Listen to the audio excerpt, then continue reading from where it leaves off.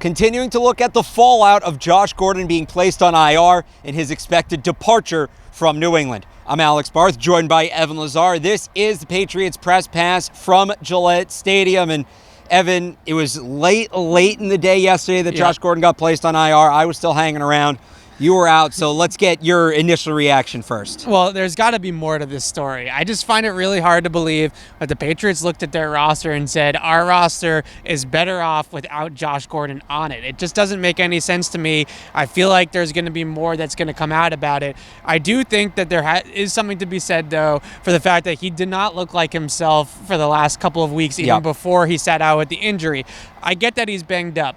But at some point in time, you got to see the explosiveness. You have to see the same Flash Gordon that we all are used to seeing. We weren't seeing that guy this year. He wasn't really creating a ton of separation, especially on those underneath routes, like the slant routes and the digs and stuff like that. It wasn't the same kind of cohesiveness and electricity that we saw with Tom Brady last year with Josh Gordon on those types of routes. Remember last year, Alex, they were automatic on those slant routes. It was automatic. This year, it hasn't been quite the same. And really, the downfield threat of Gordon has now become a vertical threat in terms of going above the rim and catching jump balls and doing that sort of thing. He's not making any defensive back worried about his speed anymore. Let me put it to you that way. Nobody is doubling him because of his speed. Nobody's putting a safety over the top because of his speed anymore. So I do think that there is something to be said for the fact that Josh Gordon has not been the same player this year that he was last year.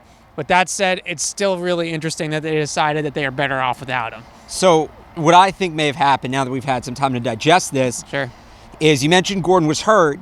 Is it possible that 2-3 weeks ago they look at it and say, okay, there's like a 50% chance this guy comes back, but given the way our roster looks, we have to wait on him. We have to wait and see if he can come back. But now you bring in Sanu. They've seen N'Keal Harry at practice. Maybe they feel comfortable with those two guys and think, okay, we don't need to take this chance on maybe he will, maybe he won't. Will Jordan get better? They put him on IR to save the roster spot. And then the second part of this is, and this is common in the NFL, even if we don't hear about it a lot, Patriots maybe think he's done for the season. Gordon doesn't think he's done for the season, so the Patriots actually, in a way, do him a favor and say, all right, if you still think you can play, it's a contract year, we'll release you, we'll let you go out, go somewhere that you can play and earn that money. That's kind of where I'm at. Right, and you can definitely also put when you put him on IR, right, and then you waive him from IR, or if they wait till after the trade deadline, then he has to pass through waivers. That gives the Patriots the opportunity to have another team that's not a contender pick him up, because if he becomes a street free agent, if they just outright release him right now, you know the first phone calls are going to be the Chiefs, the Texans, all these teams that Patriots might see in the playoffs that they don't want to see Josh Gordon on. Even potentially the Browns for this week. Right, so they want to go away from that. So if they put him on waivers, then he's subject to waivers. The teams at the bottom of the league have the first stab at him. And then if he's claimed off waivers, they save some money in cap space as well. So that's an element of kind of the gamesmanship that they're doing by putting him on IR and kind of stashing him for the week. I really think the point that you brought up about N'Keal Harry is really important. When we see N'Keal Harry at practice, we don't get to see what he's doing at practice with the team. But they do. And when we see N'Keal Harry stretch next to Josh Gordon, I always say to myself, they look identical. In pads, they look exactly the same size, the same height, the same build. They're both really got similar skill sets. They're the same kind of players. They're going to win jump balls. They're going to win with their size and their contested catch ability. And they both, when they get ahead of steam, can be really productive after the catch. Those are all things that I think that they look at N'Keal Harry and they say, Josh Gordon's a little bit redundant to N'Keal Harry. We just took Harry in the first round. Let's play the kid. So let's get more into that. But first, this edition of Patriots Press Pass is powered by Keeps.com. To take the first steps against hair loss, visit Keeps.com/garden. That's KEEPS.com/garden for your first month free. All right, you mentioned N'Keal Harry there. He's definitely a part of this. Mohamed Sanu is definitely a part of this. Let's real quick, and I did this a little bit yesterday, but now that we've had some time to digest, reset the Patriots depth chart. Julian Edelman, still number one. That's not going to change even with the rib injury. At number 2, this is where, it gets cloudy a little bit. I think the top 3 is Edelman, Dorsett, and Sanu going forward. Okay, in whatever order you want to put Sanu and Dorsett. So here's the thing, and I want to put one more name in there as well, and it's pretty obvious. Jacoby Myers. Now, I'm not saying Jacoby Myers is ahead of all of those guys, but you have Sanu, who's probably the most talented.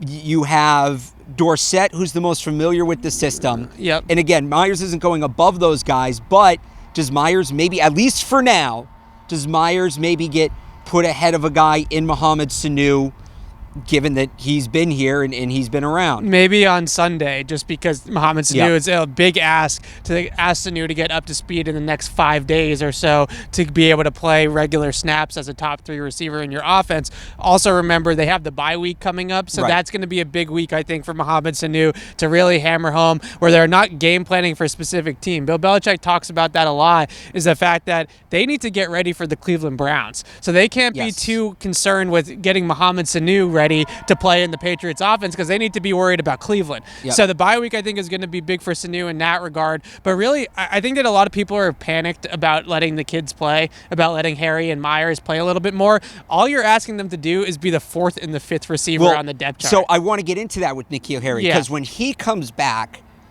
again, where does he sit relative to Dorsett? Where does he sit relative to Myers? Myers, at that time, will have been out here for 7 of 8 games. He'll be integrated into the offense. He's been working with Tom Brady. Does that, on the depth chart, supersede being a first overall pick who hasn't played a snap? And what does N'Keal Harry need to do? And will he actually have a chance this season to climb that depth chart? Well, I don't know if he's going to climb it right away. Right. But you don't draft a guy in the first round and then put him on the bench over an undrafted rookie. You just don't do that. And I understand the Patriots are a little bit different. I'm not talking about down the line. I'm just talking about this season. Yeah, I really don't think you do that. I think that they're going to put N'Keal Harry right into the fire almost as soon as they possibly can. Maybe it isn't until after the bye week, but really, you didn't draft this guy in the first round to have him hold a clipboard. Right? You didn't do that. You didn't have him. You're not going to have him sitting on the sideline with his coat on all game come December and January because of Jacoby Myers or because of Philip Dorsett. This guy's going to get streamlined. I really believe that. I think he's on the fast track of playing a lot of snaps and getting involved and integrated into this offense right away. And I think that that's why Josh Gordon is no longer here or planning on being no longer here, is because you drafted a guy in the first round that has a great skill set that you really want to develop. There's no reason to keep him on the sideline for that long. And finally, a quick point, because I touched on this yesterday. I want to get your thoughts. There's a lot going on behind the scenes we don't know. This is a long way away, but just for fun, April rolls around. Josh Gordon's probably going to be a free agent. Yeah. Can you say definitively we've seen the last of him in New England? Do you think there's a chance they could, maybe go kick the tires on him in April? I would never say never about the Patriots, right? There's always a chance that the Patriots could do anything. There's a chance the Patriots could wake up tomorrow morning and make another trade. We're going to talk about that in a different video, but there's a chance the Patriots could do anything. I would never close the door on Josh Gordon, especially a player that seemed to fit in pretty well here. All right, and he'll be 29 years old. The one for me, I mentioned this yesterday, Demaryius Thomas, 30 years old, coming off an injury, former All-Pro. They give him 1 year, $6 million, $3 million guaranteed. If they want to go back to Josh Gordon, that's probably about where the market will be. There is historical precedent set again with Thomas, so we will have to wait and see. That's way down the road, though.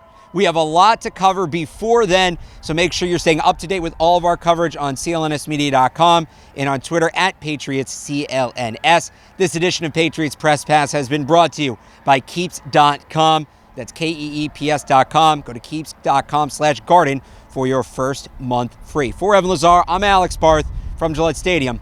Thanks for watching.